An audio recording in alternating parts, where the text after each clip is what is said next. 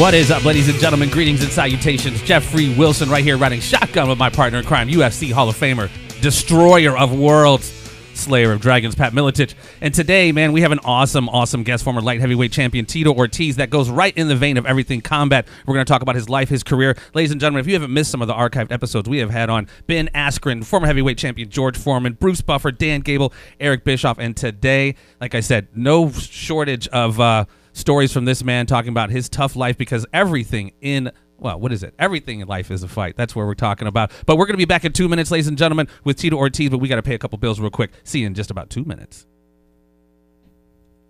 I'm Jay Farner, CEO of Quicken Loans, America's premier home purchase lender. We've created a new way to protect you from unpredictable interest rates. Our exclusive Rate Shield approval. First, we lock your interest rate for up to 90 days. Then, if rates go up, your rate stays locked. But if rates go down, your rate drops. Either way, you win. Call us today at 800-QUICKEN or go to rocketmortgage.com. Rate Shield approval only valid on certain 30-year fixed-rate loans. Call for cost information and conditions. Equal housing lender. Licensed in all 50 states. NMLS number 3030. Additional conditions or exclusions may apply.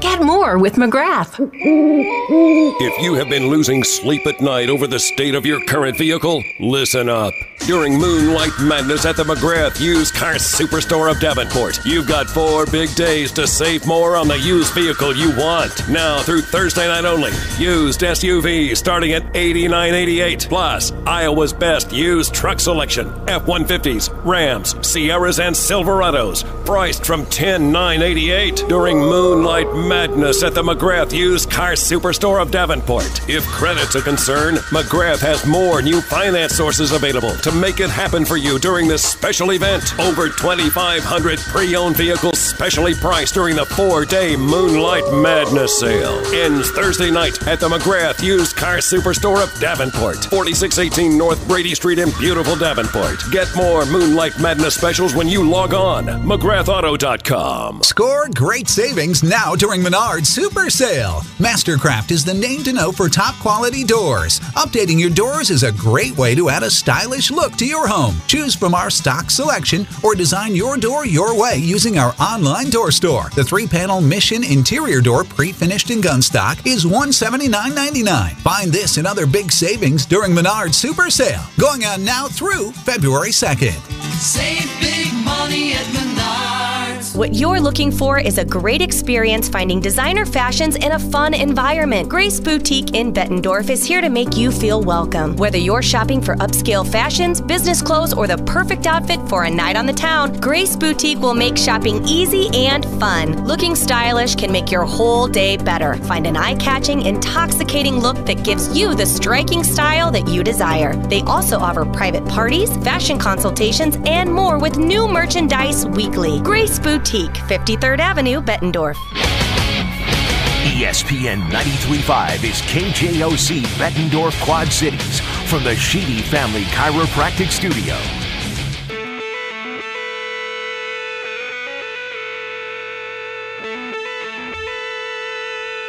What is cracking? Greetings and salutations, ladies and gentlemen. We are back. ESPN Radio 93.5. Jeffrey Wilson riding shotgun with Pat Miletich, the champion amongst champions. What's up, brother? I tell you what's up. It's very cold. The Arctic blast is taking hold of the Quad Cities, the upper Midwest. It's going to be, 26 below zero tomorrow morning at 7 a.m., 55 below with wind chill factor. We better warm things up right now. What'd they say? If you're outside for 4 seconds? What is it? 4 minutes. Bud. 4 minutes. That's rough, man. 4 minutes goes fast. So, ladies and gentlemen, definitely bundle up. David Goggins, the former SEAL, would be out there running in a T-shirt and shorts. Well, that's what your silly self said when we came into the station. You're going to go out and try to run tomorrow. I'm like, dude, I know, I'm going to do it. I think I'm going to do it. Okay, well, remember Pat's famous last words, ladies and gentlemen. But, we're going to get Tito on the horn. Tito Ortiz, former UFC Light Heavyweight Champion. Man, it's awesome doing show prep, man, because, I've been following Tito forever, as you've known Tito forever, but very, very interesting story. Let's wait till we get the Huntington Beach Bad Boy on the phone. Hello. Tito, what's up, my man? How you doing, my man? Doing good. I am good, man. Thank you so very much for the time. You are on the horn with myself and UFC Hall of Famer Pat Miletich. How you doing, Tito? Great, Pat. How you doing, buddy? I'm doing all right. So are you still out in California? Yeah, Huntington Beach. You just won't leave there, will you? It's like me in Bettendorf, Iowa, buddy.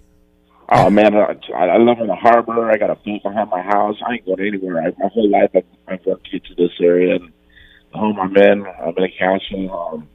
King's living great. I'm happy. I get it. I saw you on some show prep doing some what was it? Some leopard shark fishing, like some awesome fishing off on your boat there off the. Yeah, it's actually just right in the harbor, right here in the harbor where I live. They have. I mean, they're not really. They don't bite people. They don't attack people or anything like that.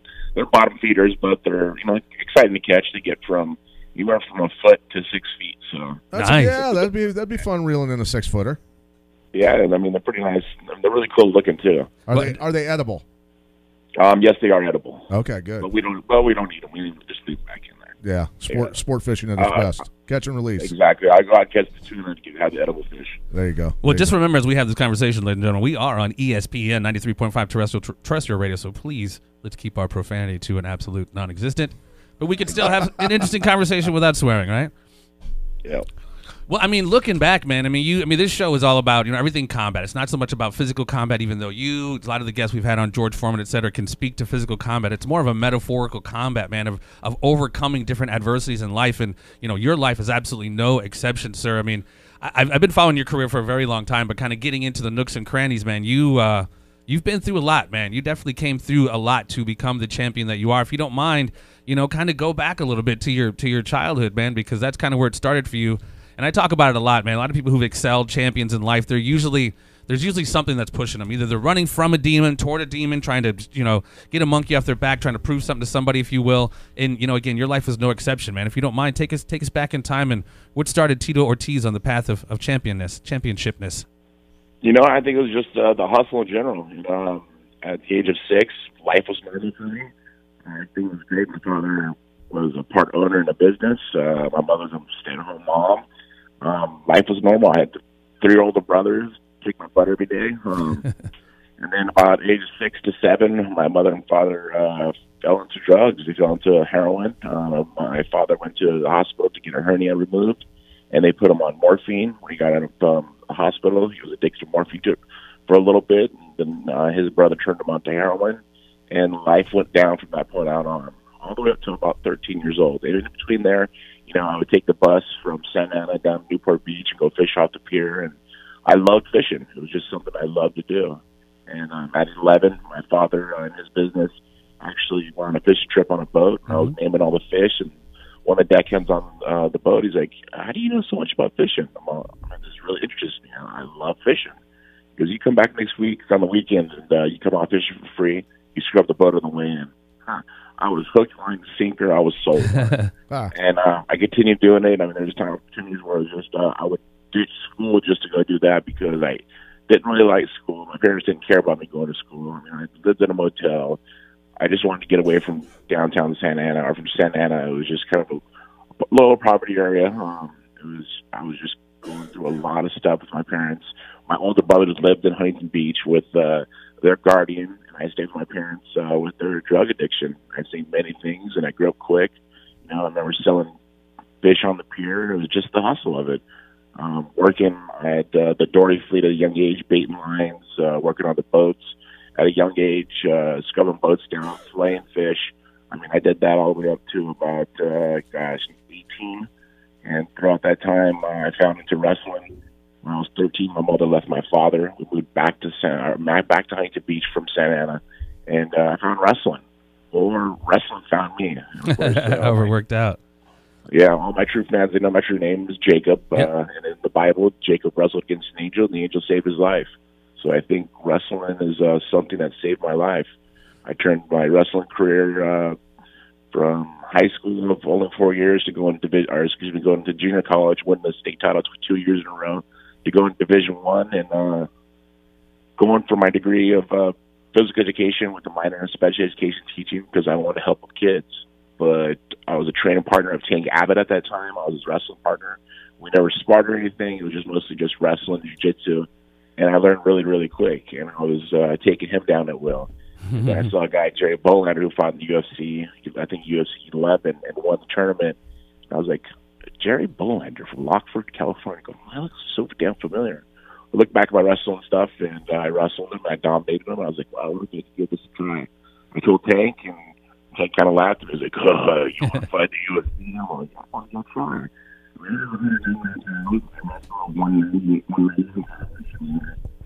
down from 212 to 190. I mean, this actually will help a little bit to get down to 199. It won't be as bad as a cut. And I got my first try May 30th, 1997, as an alternate for free. I actually wanted to keep my scholarship for wrestling because I wanted to continue to get my degree, and I did it just for the love of it. UFC 13, Augusta, Georgia. You beat West, I think, is Al Britton in about 30 seconds. Correct. Yeah, 22 seconds.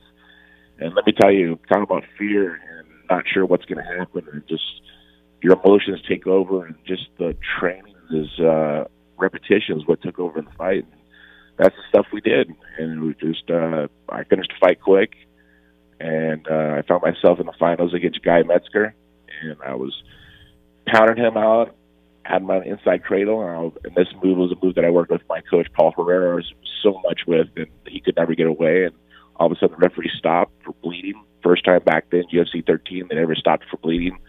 Stood us back up, and they started us on our feet. Guy Metzger hit me with the right hand, and it kind of scared me a little bit, so I went for a shot with my neck sticking out, and he grabbed a guillotine and caught me in a submission. I had to tap, but I was hooked. I was like, this sport is for me. I went back to college, got my A degree, went to D1, finished 1 year there, and I was like, you know what, this school stuff, I don't think it's cut out for me. And me and the coach didn't see eye to eye from there. God rest his soul. The coach there was Terry Kerr, and we actually had a conversation prior of his death, and he apologized to me to be an asshole, such a bad guy to me. Just as a coach, he just was very disrespectful and just didn't really do what coaches should do. But I think he was just being hard-nosed because he was a former Marine, and that's just the way he coached guys. And all of a sudden, I was like, you know what? I'm going to try this UFC thing out again. And I did. A year and a half later, I became the world champion. And it was luck. Hard work. Yeah, I was about to say, luck, I look at that as like when, preparation meets opportunity, and you were definitely prepared once the opportunity presented itself. And like you said, you lost that fight to fight Frank Shamrock, but you kind of went back to the drawing board, went back to work, and then, like a lot of us, man, we really, we work our butt off, and sometimes it's almost like in a vacuum, and it just seems like it's not going anywhere. But you had that crucial moment of someone believing in you. So when you went back to work, you had your boss kind of tell you, hey, this job isn't for you, and you'd let him know, hey, I need this money. And what did he tell you? Yeah, well, this is another story. I fought Frank Shamrock. He was a 5-time world champion after that fight, and he pulled me in the office, my boss, and he was like, Tito, I really don't think this job is for you. I go, what do you mean? I mean, I'm here 8 hours to 12-hour shifts. I do people overtime for them. I fill in for people. I just need time to train at night, and that's all I need. I go, I can do this. He goes, no, I really think this job isn't for you. I go, listen, man, I need to pay my bills. I need to pay for my cell phone. I need to pay for my food. And I go, please let me have this job. He goes, calm down, Tito, calm down. I go, check this out. I'm going to do something for you. I watched you fight Frank Shamrock, and you could beat a guy like that. You could become the world champion. I'm going to sponsor you. I'm going to pay for your apartment. I'm going to pay for your food. And I'm going to pay for your cell phone. And I want you to become world champion. And I promise you, I had the biggest smile on my face. I was like, wow, it was just the coolest thing in the world. I had one of my first big sponsorships, and a lot of people are listening. It actually was at an adult novelty store called Spanky's XXX out of Santa Ana, California. And those guys gave me a chance. They gave me an opportunity, and I ran with it. I trained my butt off, and I fought Vanderlei Silva for the vacant middleweight world title. Well, not even just having, that kind of comfort level of knowing somebody's, all of those things you don't have to worry about as far as sponsorship. But what was that like, having somebody kind of augment what you already believed in your dreams, and believe in you and what you had going on? How important was that? I just think it's a blessing, It's just, sending down blessings here and there. People who believe in me, people who have my back no matter what. And I'm very, very thankful for that. Ron Haskins is the guy's name, and he passed away just recently from cancer. But it's just one of those things that he was able to give to me, for me to give to others. Some great memories, obviously, of him. I mean, you'll always have him in your heart. And that's something that just that one guy that believed in you and helped you out, and you're obviously you're going to go to your grave being thankful to that guy, right? Yes, for sure. But there's just so many other people. I mean, my long career, geez, I mean, I'm going on 22 years now, right? And I'm still grinding, and I'm still putting in the time. I'm putting these 3 days a week, 3 times a day, 6 days a week. It's tough. It's grinding, but you know, at the beginning of this interview, we kind of talked about having the heart and the mentality to do the things we do. But it's really the brain. It's the brain process of being able to work and push yourself through that mentally, because it's so challenging to get through those grinding sessions. And Pat, as a really great, one of the best coaches ever, I mean, we grind through it. We get through it. And each day it gets harder and harder and harder. But all of a sudden it's Sunday and you go, wow, okay, and now we go one more week. And just making sure you do the right things. But at the same time is flip every rock behind you. Make sure all the rocks are turned before you step forward and step in that cage and fight. And that's what I do every one of my fights. And I have been doing this for such a long time. But it is a mentality process that it's lonely, it's hard, it's tough. But at the end, when my hands are raised, it's worth it. Like it. It's worth it. I think the process, that process, you know it well, of going into a training camp. You might not be in the greatest shape of your life, and it's that week or 2 or 3 weeks where it's even more difficult than normal. You're sore, you're tired, you're exhausted, you're getting your butt kicked by everybody in the camp, and you're supposed to be the guy, right? And it's as the weeks go by, you're putting on more and more pieces of armor. You're getting tougher and tougher. So it's a new piece of armor each time. By the time you get to fight night, you're completely armored up. You're ready to rock and roll. Exactly. And it is tough, man. It is a process. And as I've gotten older, I've been able to taper off on a few things. I kind of took a page out of Randy Couture's book. He's always do stuff smarter and not harder. And I've understood that, but I still get to the point where I have to kind of take a couple of days off because I do push myself too hard sometimes. I still think I'm that 23-year-old world champion trying to still chase for that world championship. But now I couldn't realize it's about paying my bills, entertaining the fans, and giving what they love to see, and that's me competing against another man. Right. And now you've had obviously a ton of injuries, and I can relate to your neck problems because I've had real severe neck injuries before and been paralyzed twice from the neck down a couple of times for 15 minutes at a time, whatever. And it's obviously a very scary feeling to lay there and not be able to move and realize I might be raising my kids from a wheelchair, which I did not dig at all. So I can relate to your neck injury stuff that you're dealing with. How many surgeries have you had to have on that? I've had 4 neck surgeries. I've had T3, T2, T2, T1, C7 disc replacement. I've had a C6, C7 fused. I've had C6, C5 disc replacement. And I have C4, C5 fuse. Wow. So and you're the scary part is you're still competing. That's what's scary. But see, Tito, you could have saved. I have no pain. I have stiffness, but there's no pain. But let me tell you, I've never felt better. I mean, I feel better now than I did when I first started feeling the injuries. When I first had my first surgery, it seemed like every time I had a surgery done, it just got worse and worse. The surgery would cure it completely, and then I'd get through a full camp, and then by the time the full camp was over, wrestling so much, then the disc above it will start getting dystrophy, and then I just got worse and worse, and I had to get those surgeries done. And now that they're done, I feel great. When Chuck Liddell called me out last year, I thought, this will be a one-off. Let's see what this is. And I started training, and I was competing against guys who were 28, 27, 30 years old who are looking to become world champions, and I was competing against some great. They get the better of me someday. I get the better of them most of the days. But at the end of the day, I was still able to do the things the young guys are doing. I mean, is it one of those things where time is only a number? And I had to kind of check that because there was one other person that I've looked up for such a long time through my career has done the same thing at the same age I am right now, and that's Randy Couture. And I called him on the phone. I asked him for advice because, I really dig Randy, and I look up to the guy, and I asked him, I said, when you were 43, what made you keep fighting? What was it that you wanted to do? He goes, well, it was kind of hard to walk away. I go, yeah, I feel the same thing. He goes, but I was going through so much trauma prior mentally with the relationship and stuff that I couldn't focus on the fight. And I went through the same thing myself with my ex-girlfriend. I have full custody of my kids. I have my girlfriend Amber I've been with now we're going almost on 6 years now. Well, God, time fast. It goes by so fast. But I have a happy life. Everything's normal at home. I don't have a crazy, out-of-control life that living the rock star stuff. No, I'm a family man who works hard, and I'm trying to provide for my children. But my body's healthy, training's great, and I feel strong. I'm on point. I mean, everything is good. I mean, I have my other businesses that I work, but I'm a fighter. At heart, I'm a fighter. I get lonely if I'm not training. I get lonely if I'm not getting ready for a fight to compete. You know, it feels good just to get in great shape when you're like, you look at yourself and go, wow, I'm only 43 right now. This is crazy. I feel better now than I felt when I was 33. Well, and listening to you talk in like interviews in the past, you know, like we just had on George Foreman a couple weeks ago, and the guy won the heavyweight boxing championship of the world at 45, fighting, you know, a very tough Michael Moore southpaw. So you're right, man, having that right mindset, and that's what I noticed about listening to you talk.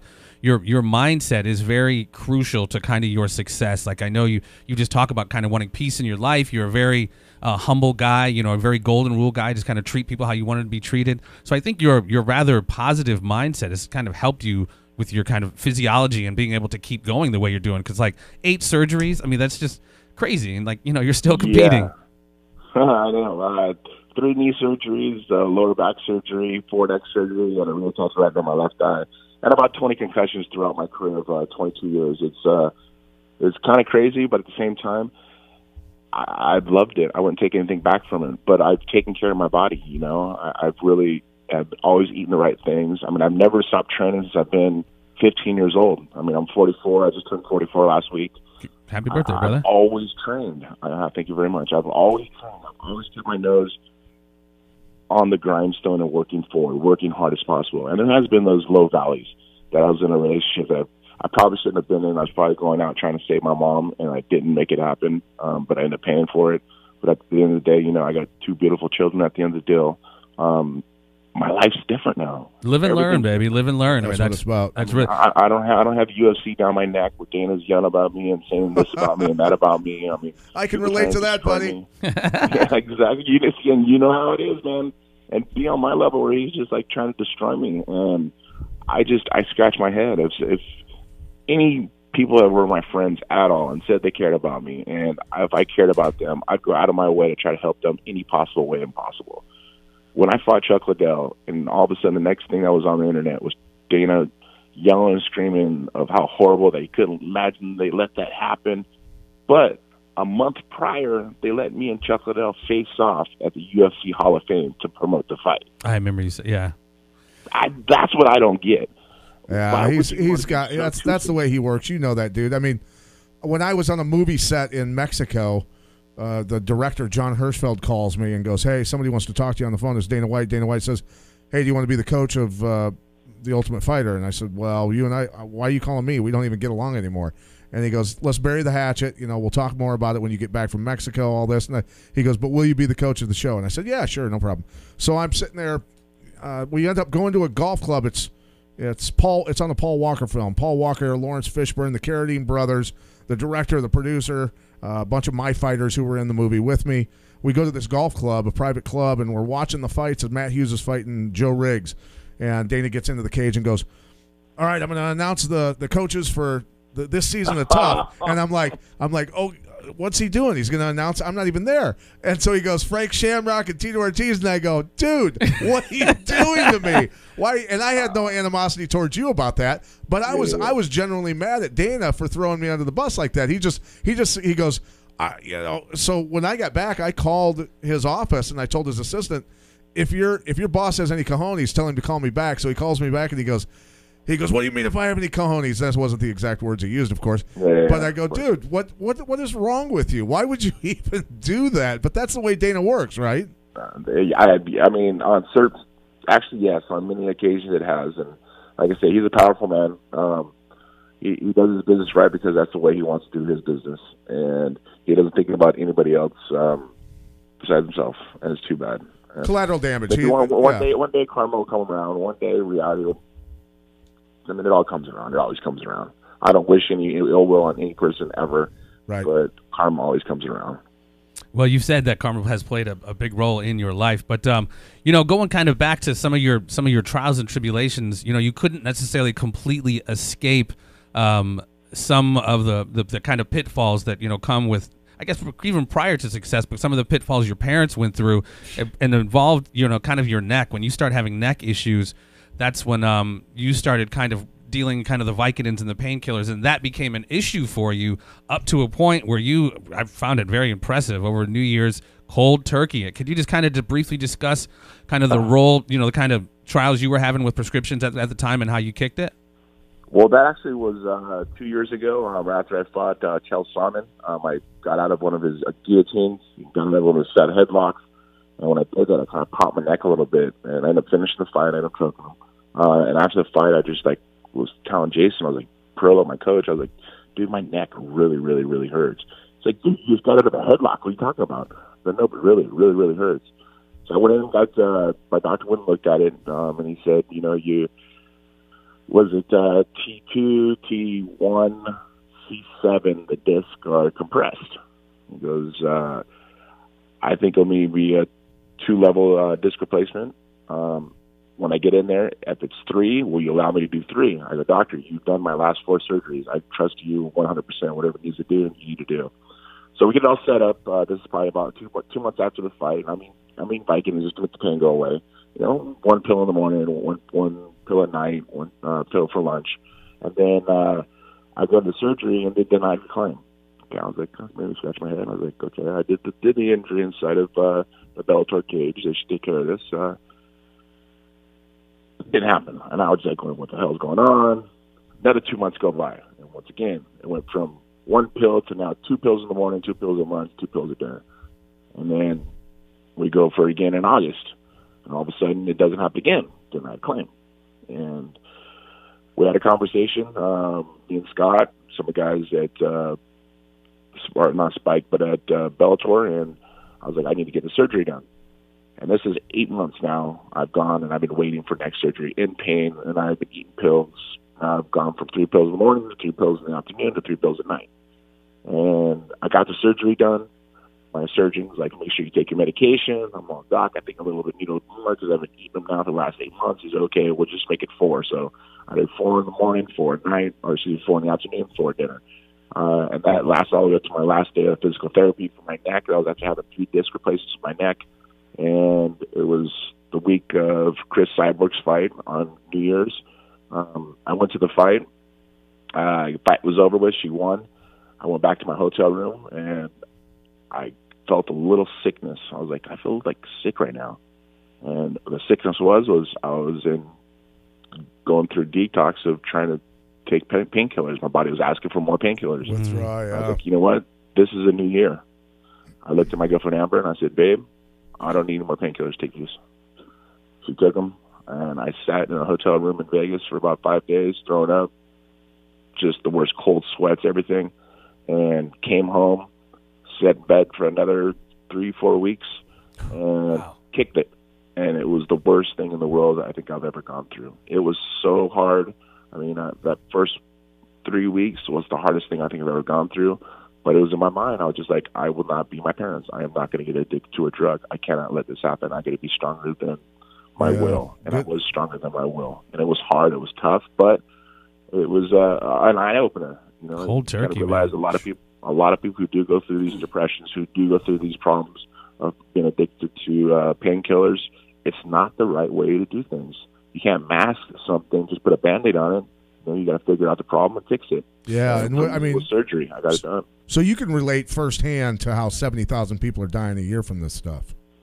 It is crazy. I mean, these people are taken to a different level, though. Vikinism, I'm not saying that they're not as bad. They are bad, yes. But a lot of these guys, they're doing Oxycontin. That is just blowing my mind. That is legal heroin that the government is able to give to people and prescribe it to children. What do you think about that? It seems like when we've talked about it on the show, kind of the over-prescribing of, a lot of these psychotropic drugs, Ritalin to kids, but especially Oxy. And professional athletes are, and soldiers, everybody who's had severe injuries, people from car wrecks. It cuts across all sections of life. People are getting addicted to this stuff, and it's destroying them. With no accountability. Exactly. But then the doctors have literally no accountability with some of these. Not only like you said, not only destroying their own life, but destroying their families' lives, everyone around them. Yes, completely. But I just wish a lot of people would go out there and get help. Don't feel alone. It is severe. It's across the world, I would imagine. And I just wish that people would really look into it and take care of themselves and find the right things to make their future better. Because living in a pilled world is not a place to live in, because it's dull, it sucks, it's lonely, you're masking something that's not a problem. Right. Well, let's shift on to something a little more positive.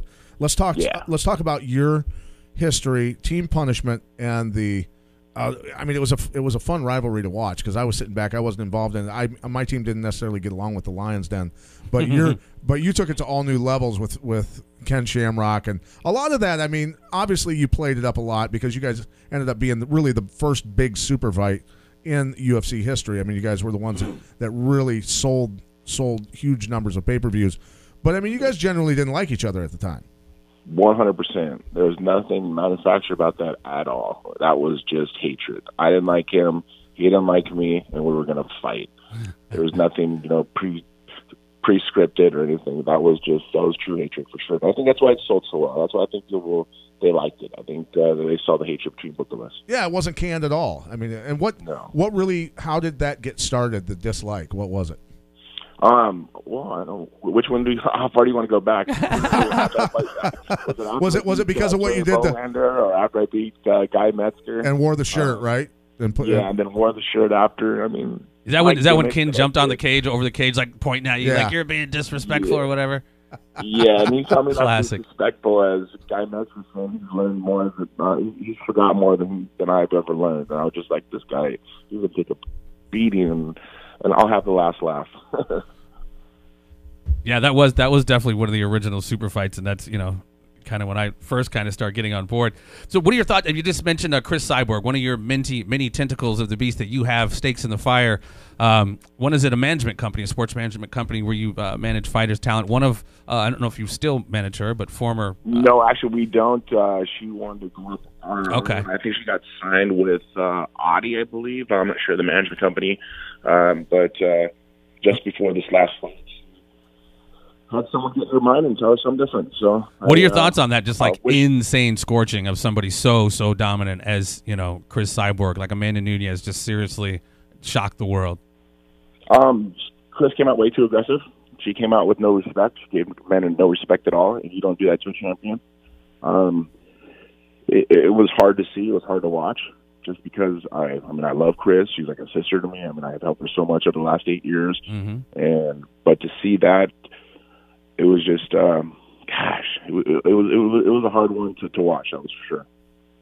Yeah, it was. I mean, pretty history making. I didn't exactly know how it was going to go because I've seen obviously Amanda strike with Ronda and stuff, but Chris, I just thought I don't know. I thought that was just going to go the other way, but it was interesting to watch those two just trade off. I'm like, somebody's going to sleep. I was surprised Chris didn't just go out and take her down. And it was that thing where Amanda is a sharpshooter. She's a great striker. She's very refined, and I've called one of Chris's fights in Muay Thai where she did lose the fight to a girl who is probably the best Muay Thai fighter, female Muay Thai fighter in the world. I think she's like 60-0 now. But Chris, put up a great fight. But I thought when I saw them starting to throw with each other, I'm like, Chris is getting into a gunfight with a true gunslinger here, man. This is when Chris she was throwing hooks. Nothing was straight punches. Everything was hooks, and she was throwing with her hands down. It was wrong. It was just I think a lot of people were feeding her that she was just going to walk through Amanda. I really believe that. And Amanda's not a small girl. Amanda's a big girl. No. And yeah, she was. I mean, even with the weigh-in, you've seen her, and the fight in general, you've seen her. She was a big girl. She was able to put that extra 10 pounds on. Yeah. But the technique always surpassed. It comes out. Use technique the right way, it'll beat any strength, head to head every time. Right. Wow. Well, we just talked recently. I mean, obviously, it was big news. You and Chuck going for the trilogy. I would love to say I was shocked by how that turned out, but I'm just like, you've been fighting, you've been active, you've been looking good, you've been keeping yourself in shape, and Chuck his last several fights in the UFC just did not turn out well. How did this? I don't even know how did this start? I mean, I know you guys kind of wanted to get it going with Oscar and stuff, but were you at all concerned? I mean, I know you were concerned with Chuck because that was part of why you wanted to put this together from a financial standpoint, but were you at all all concerned about Chuck's physical condition going into that fight, considering his record of so many KOs in the last few years? Well, that they say that if you let your brain heal a little bit, you'll not have many problems as you did prior, up to a year to 2 years. and I know that from concussions in general. But Chuck's problem was he liked to party. He didn't. I mean, when it came for training, he did his training camps for 8 weeks, and then he would take 2 months off. Or he would get knocked out, and he would take 6 months off. And it's a totally different species. Chuck was a fighter. I'm an athlete. That's the difference. I'm a professional athlete. I do this for a living. This is something that I'm not going to do. Like, okay, I want to fight because it's fun. No, I want to compete because I'm a competitor. And I think that's a big difference. When Chuck accepted this fight, or when he called me out and I accepted this fight, I look him straight in the eyes. I go, I hope you know what you're doing. I go, this ain't going to be a close fight, dude. I go, I'm a different person than when we fought the last time. And he laughed. He goes, yeah, sure, buddy. We'll see. I go, okay, we will see. I did my work for 18 weeks. I put everything in my life for the fight, and it only lasted 4.5 minutes. And like I said, I knew it was gonna be a knockout. I don't know why. I mean, I just knew Chuck wasn't, almost like what we saw with Fedor. I was looking at Chuck. You had to notice, Tito, when he at the weigh-ins when he walked up to the scale. I mean, he walks so bull-legged now and kind of cumbersome and clumsy. And when he was in there with it, I mean, you were obviously still moving great, moving like you're still very young, but he's just not moving like that anymore. And he was not Slow. even being. He couldn't even track you. And I thought, man, that's just a matter of time. He's going down. This is going to get ugly. Yeah, when I threw, he actually threw a couple jabs at me, a couple right hands, and I bobbed and weaved him. And I laughed and I looked at him, and I smiled. And he already had like marks on his face because I touched him a few times. And I looked at him and go, I'm going to knock you out right now. You know that, right? And this is like, I don't normally talk. Yeah, well, one of those things. I could see it coming, dude. It was just like a bully that you finally stood up to, because the whole time they had a company and himself against you your whole life, and that's how it was. Right. Every highlight, everything that's ever been to the UFC with me and Chuck, it's always been about Chuck. And you know what? There you go. Humble pie served cold sometimes comes, and he got it. He most certainly did. And it was kind of interesting, like you said, before it was all, Dana and Chuck against you, and then kind of once they were done with Chuck and even fired him from his executive position, it was just like, just kind of sending him out to pasture. But, it was entertaining. I don't necessarily mind kind of the, veterans going at it. I just, in Chuck's place, in Chuck's situation, it just wasn't a good look because he just hadn't performed well at all. Like, I like watching you fight. You still, like you said, you still have the grind. You could still move and you still have the passion. Even Vitor, when he's not all gopped up on the gop, like it's these guys, they still have it. But like a Chuck, it was just probably, like you said, a combination of him not training like he should and partying, etc. But I was just sad to see that, dude, just because I knew that was going to happen. Tito wasn't sad to see it. No, hell no, he wasn't. I smiled. When I saw him walk in the cage, I smiled because I was like, hey, here's my chance. And there was an opportunity I was kind of chasing him a little bit. I thought in my mind, don't chase this guy. That's a mistake that he's waiting for you to do to hit you with the right hand. And one of the right hands, it just swooshed past my face, probably about 4 inches. And I was like, okay, I got to watch myself now. Now I got to watch myself. And I did, and cut the angles and use my footwork and feints helped out a lot. When I did hit him with jabs, I hit him with fast jabs, and I didn't put power in any of my punches. And with the punch that I dropped him with, the straight right, I didn't even throw it that hard. I hit him perfectly right on the chin, and he dropped, and it was just like, blood, kill this guy. That's me. So it's in my mind. And this is, I'm a competitor, as I say. I'm a fighter. He's trying to do the same thing to me. He wouldn't think twice about it. Well, and like you said, you're not the same fighter, and you could tell. You've been competing in Bellator, et cetera, and he's, for lack of a better term, he's kind of remained that same style, just kind of loading up with that right hand. His style has not adapted at all. That's why I was just like, I don't know, a few months ago, he's talking about fighting John Jones. I'm like, are you high? Like, What are you talking about, dude? I mean, Pat is one of the perfect coaches to understand. You got to evolve with the game. Right. And I've understood that. I learned this a long time ago after I lost to Frank Shamrock. I went and trained with him for 2 months, and I learned how to use the heart rate monitor. My groundwork for my wrestling, I knew I really well, but I had to mix in the Muay Thai and then the kickboxing and just the boxing, and then doing all these different things just to get ready for a fight. And you watch the guys now; it is a new generation of fighters, but I'm still competing. I'm still at that same level. I'm still doing those same things. And if people think 44 is old, it really, really isn't. And there is obviously there's a smarter way to train, but when we come down to it, I mean, you'll admit, I'm sure, Tito, that the oldest ways to train many times are obviously the best ways to train, with some modifications, of course, and that's really what it comes down to, because the basics, the guy with the best basics is generally always going to win. Right. The best fundamentals. And a lot of things that we did that I think that kind of not tarnished my body, or just maybe hurt my body a little more than it should, was having a new guy every minute. A new guy every minute. And we would do that for 5-minute rounds. A new guy every minute. And I think that was taxing on the body. I think if I would have did smarter, as I do now, we do, one guy per round, not per minute. We were doing per minute. I think that was just too much. That's that armor you're putting on, though, right? I mean, that's by the time you get to to a certain extent, it is. Yeah, by the time you get to the fight, man, you've been going with the fresh guy every minute, and that's you just climb in there and go, I know I'm going to win. At that point, you just mentally know that you've trained way more than the other guy has. You're more prepared, and that's the mental edge that you absolutely need.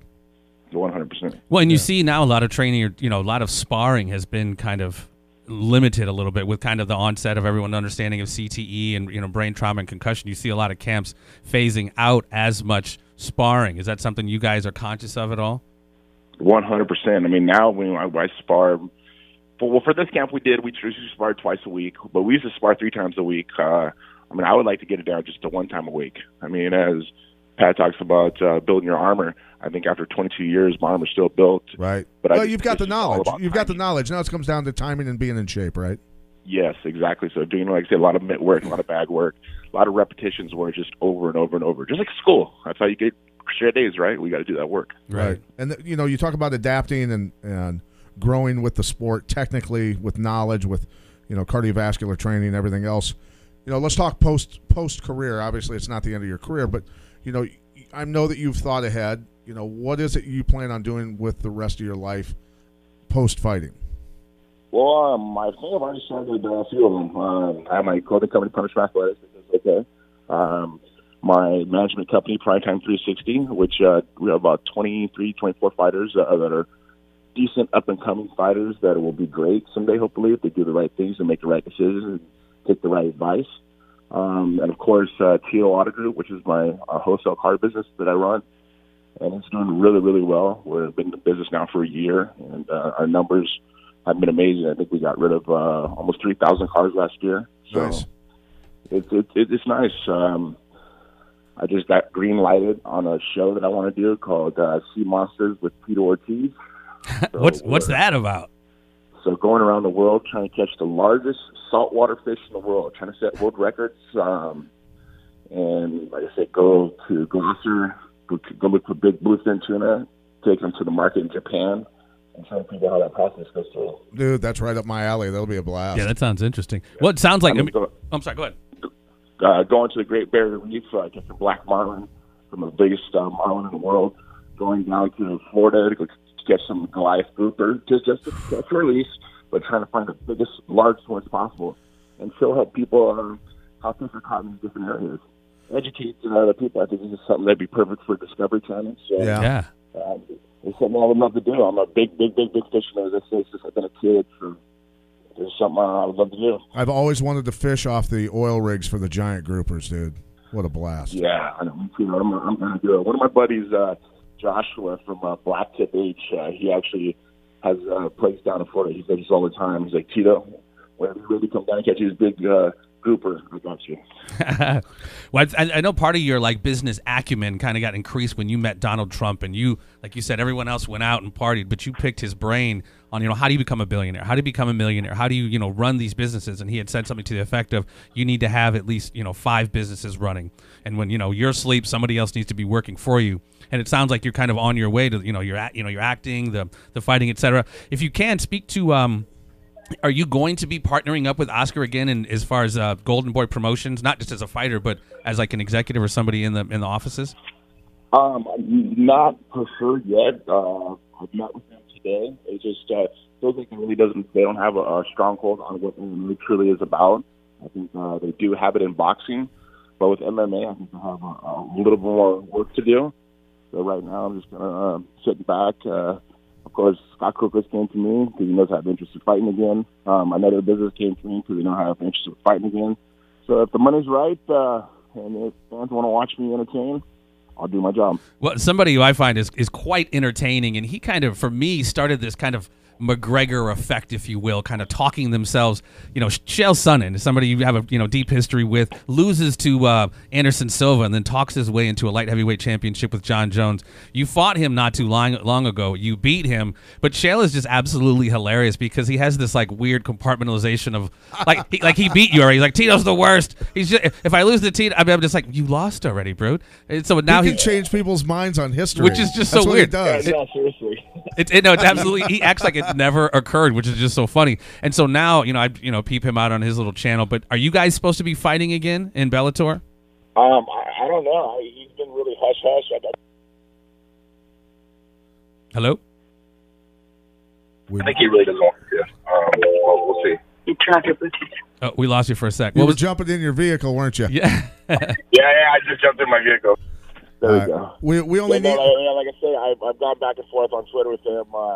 I think it was right after New Year. He said, "So are we going to do this or what?" on Twitter, and I said, "Of course. Why wouldn't I want to do it?" And then he never said anything else. It was just he's been really hush hush hush. I went to Bellator this last weekend to go watch Fedor and Bader. I thought it was a super fast fight. I thought Fedor had a better chin than that. He must have did a lot of sparring for this camp and must got caught a few times. To get knocked out with a jab is just. Yeah, I think Fedor's. He's gotten the button pushed several times here in the toward the end of his career, and Dan Henderson wrecked him, and then Bigfoot wrecked him, and a couple other guys have. And I think once that button gets pushed like that repetitiously, I think there's probably no returning from it. It's just going to happen over and over. So it's unfortunate because I consider Fedor Emelianenko, if not the top, at least top 3 in all of history, because he went 10 years wrecking the best heavyweights in the world and never lost for an entire decade. I mean, that's how tough that would have been to go that long. Heavyweights the world. Come on, Pat. Oh, come on, man. That was the best ones in Japan. I get it. I would say at that time, Pride had some pretty scary dudes, right? Yeah, they did. They did have a few pretty scary guys, but all those guys came to UFC and they didn't do well. Well, and the thing is that's interesting is, obviously over in Japan they weren't testing, number one. Yes. So you're going to have freaks of nature, and then like a guy like Crow Cop, he was going through the investigation during the war crimes of the Hague and all that sort of stuff when there was the retaliation from the Serbs' ethnic cleansing of Croatia, and then Crow Cop took his anti-terrorist team and sought out the leaders of the Serbian military and offed those guys to pay the Serbians back for the ethnic cleansing. So he was under investigation when he came to the UFC. So obviously he was mentally totally focused on, my God, I might hang in the Hague, right? For war crimes. So stuff like that was happening to him. But there was a lot of scary guys who, they got destroyed in Pride when those guys all came over to the UFC after the UFC bought them. They were already used up, right? Pretty much they were, But like you say, that they're use supplements that UFC guys we were never allowed to use, and if they did, you get penalized for it. And it was just one of those things that I seen those guys. It was an easy way out for them. The hard train didn't have to be so hard because they were able to put muscle and size on an easier way. And I think the easiest way is working hard. And I've learned that through my whole life. I watched guys like Mark Coleman, who I looked up to as a young kid, and I was like, how did he just lose to Petey Williams? Petey Williams kicked him in the face, and I watched the fight over and over again. I go, God, he got gassed out so dang quick, but he looks like he's in the most amazing shape in the world. Right. I kind of realized that stuff is all superficial. And at the same time, Coleman's striking was about as good as my 5-year-old's. Well, that brings up what was his name? Mark Kerr, Mark the Smashing Machine Kerr. Just got to the gills. Like literally, that documentary is just heartbreaking. He's just shooting up stuff like on camera, and it's. Like I say, man, fighting is the loneliest sport in the world because it's just you. You don't have a quarterback. You don't got a lineman. You don't have wide receivers. You just got yourself. And there's a massive amount of abuse. There are no timeouts, right? There is no timeouts. And there's, like I said, it's hard to get up and train every day. To get up and go train, and then you still got a job to do. That's a little different. But being able just to train 3 times a day, doing it 6 days a week, it's hard. it's excruciating time away from your family. I mean, it is very, very difficult. Yeah, not to put down other sports, but I mean, when we're watching, professional basketball players and professional soccer players sell fouls like they got their legs snapped in half and falling down and screaming and crying, and guys in mixed martial arts are getting kicked in the teeth and spitting their teeth out and smiling and throwing punches back at the other guy. No, it's a mentality. Sports and tell them they don't work as hard as us because they don't. There's no one in the world that works as hard as us. Maybe a college wrestler or Olympic wrestler. Those are the guys who probably work as hard besides to get punched in the face. Right. Getting punched in the face changes everything. And we had on Dan Gable, and he pretty much can attest to that. And I was just like, I mean, the crucible you guys go through to get ready for your 3 rounds, 5 rounds, it's absolutely insane. Well, man, I appreciate your time. I would be absolutely remiss if I was not sitting here across from Pat Miletich, UFC Hall of Famer, and Tito Ortiz, former light heavyweight champion and Hall of Famer, on the phone, and not ask you about the incident. Where was it at? The alley with Lee Murray. Here we go. Okay. Yeah. Oh, you're going there. Well, in show prep, I found it interesting because I wound up actually getting quite fascinated by freaking Lee Murray. This guy's doing 25 years. Since, dude. Well, of course, much water under the bridge. Deal. I'm not trying to start any stuff. I'm just curious. I'm not mad. I'm not mad at Tito at all. I'm not. Hell no. Sounded like I'm mad at Dana about that stuff. Well, hearing the whole story, like all you guys, of course, you guys were. I'll just say we were hammered. We were hammered in the alley, and so I'm just wondering these bobbies rolling up on this scene. Either one of you guys, tell the story. What the heck happened? Go ahead, Tito. It was after UFC, and a few of our buddies, one of my close friends, Bo, who Pat knew, kind of. They weren't best friends, but we were all friends. Yeah, no, we're all close friends. Bo jumped on my back basically, and Tony Fricklin thought that he was trying to choke me. Tony ripped him off my back, yelled at him, "Don't try and choke my coach." Bo goes, "Dude, what are you talking about?" And then Paul from England thought that Bo was trying to fight with me and with Tony. So Paul sticking up for us because I had looked out for Lee before, obviously trained Lee. Bo gets punched by that big Paul guy. Bo goes down. I think did a cab run over his arm?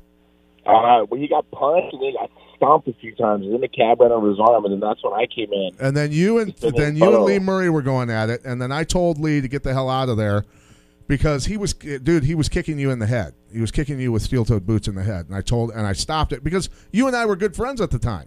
And I stopped it, and I said, "Lee, get the hell out of here." And he goes, "All right." And he took off running. Then all the bobbies showed up. They got their fire extinguisher-sized pepper spray canisters. And I go, "Don't spray anyone in this alley. You have no idea." I said, you're law enforcement, but you're not American law enforcement. You don't have guns, and this whole alley is full of all UFC fighters and coaches. You're going to get wrecked if you do that." And he goes, "All right. Just help me get everybody out of here." And then we all started jumping in cabs and getting out of there. That's basically the way I remembered it. All besides, I never remember getting kicked in the head. I remember Lee Murray taking off running and me chasing after him and him stopping posting and turning around. And when he stopped to post, I went to go post, and I kept sliding into him, and he hit me with a punch and dropped me to my knee. And I remember people pulling us apart. I tried to clinch him. Pulling us apart, and that's when the cop stepped in. The guy went to stream in the face with mace, and I go, "Go ahead and do that. It'll be the last thing you'll ever want to do." And I just remember Chuck Liddell knocking like 5 or 6 people out in a row. Yeah, and Chuck was with me, and Chuck was knocking the other guys. This is when me and Chuck weren't friends, though. Remember? Yeah, exactly. I thought you guys weren't friends, but yeah, exactly. Wow, stories of your youth. I'm sure you guys could just have an hour, 2-hour show just on stories. I'm just glad we all lived through this stuff. Absolutely. Yeah, no, it's behind us, and back then we were just young kids who were having fun, and I was going to look back on it and laugh about it. Absolutely. That's a beautiful thing, man. Look, I can't even begin to thank you, bro. Like, when I first started getting into the MMA, I was a huge professional wrestling fan. I know you are too, but when I kind of grew out of that, and then UFC and MMA was right there. You never grew out of pro wrestling. You're right. I can't lie. But, that Young Guns and Lions Den rivalry was absolutely huge. You and Frank, or you and Ken. Just so many memories, man. I cannot thank you enough. 8 surgeries, all the work you've put in, bro. I know it hasn't been easy, but I can't thank you enough, man, for all the work you put in, and keep killing it, dude. You really are. You have a very inspirational story, man, and a lot of people Tito, can look up to this. Thank you, and I try to make it as positive as possible. I got my kids to look over. They look out for what Dad's doing. They want to be like Dad, and they see the hard work that Dad does. Well, and I love hearing that too, man. How your kids have grounded you, and how you've really put your kids first. His kids don't have an iPhone. His kids don't have an Xbox and stuff. That's awesome, man. He's got the reins on that, which is really, really cool because that stuff is crazy. That's smart. In our house, grades are number one. Reading, they read an hour every day. their minds are growing so fast right now at such a young age. I believe the human body's brain doesn't stop growing until the age of 22 years old. So they're going to have a time to learn so much in such a short amount of time. I'm going to make sure I do the right thing as parenting, because parenting is so hard, and do it the right way. I think what you're doing with no video games and things like that, I mean, we've never allowed video games for our kids. They're voracious readers. They're straight-A students, all that stuff. I think it pays off, and I think a lot of parents need to pay attention to that and not give in. Don't be your kid's friend. Be your kid's parent and say no, and know what's best for them, and it'll pay off, right? 100%. It'll pay off. They say the best resemblance of yourself is your child. So, you know, that's what I try to do. And my kids see that. They see the hard work that Dad puts in. And I love it to see the smile on their faces when they know. They're like, I come home from a hard day of training and they come and lay on me like, you all right, Dad? Yeah, like, good. We missed you. Well, it's just a great feeling. And the beautiful thing is you provided a life for them that was that is completely the antithesis of where you grew up. And I know, you know, that's something I'm sure that's the whole idea. Absolutely. Make them better than we were. Absolutely. Yes, make them better. My parents only knew as good as they knew, and that was I was offered. I know better now, and I'm teaching myself. I've learned through myself. I've learned through mistakes I've had. I've never made a mistake twice, but I want to make sure I show my kids the right way to do things, and I want them to make mistakes. I want them to learn from the process of life, and I think that's really important. Good stuff, Tito. Without a doubt, man. Thank you so very much. Ladies and gentlemen, this has been MMA veteran, former light heavyweight champion, Tito Ortiz. Thank you so very much. Good talking to you, Tito, buddy. Continued success, brother. Continued success. Awesome. Thank you guys so much. And all listeners, you guys go on Instagram at Tito Ortiz 1999. Check out my site. Follow me, please. To see my life, how we're going through. I'm really open, so come check it out. All right, bro. Got it, buddy. Thank you. See you, bud. Thank you, guys. All right, that was Tito Ortiz, man. That was a great interview. That was a lot of fun. That was. He was, you know, very open about what went down in you that. being a big fan of his, of course. I am. That was really cool, dude. I mean, it's so.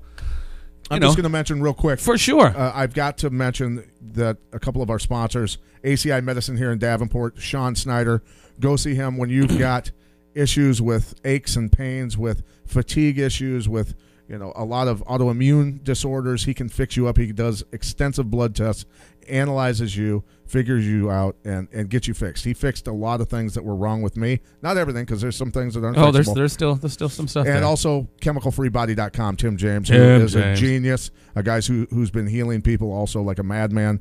Chemicalfreebody.com and ACI Medicine, both great places, and so I highly recommend people do that. And we cannot thank our boys here at the station enough. Jay Foster, Trouble T. Roy, don't hassle us. We're local every single day, 12 to 2. They just had on Chuck Long today. The reason I became a Detroit Lions fan. Yes, I am a masochist. I enjoy pain. I've been a Detroit Lions fan for a long time, and former Iowa Hawkeye Chuck Long is very instrumental in that. So thank you again, Jay Foster, Trouble T. Roy. And, wow, next week, who do we have? We have Monty Cox next week, your boy. Yes. Promoter extraordinaire. Promoter extraordinaire. That should be some interesting Pat Miletich stories out of there. Oh, boy, here we go. All right. All right, ladies and gentlemen, peace and so much love. Stay tuned till next week. Be safe. And if you're in the Midwest area, stay warm.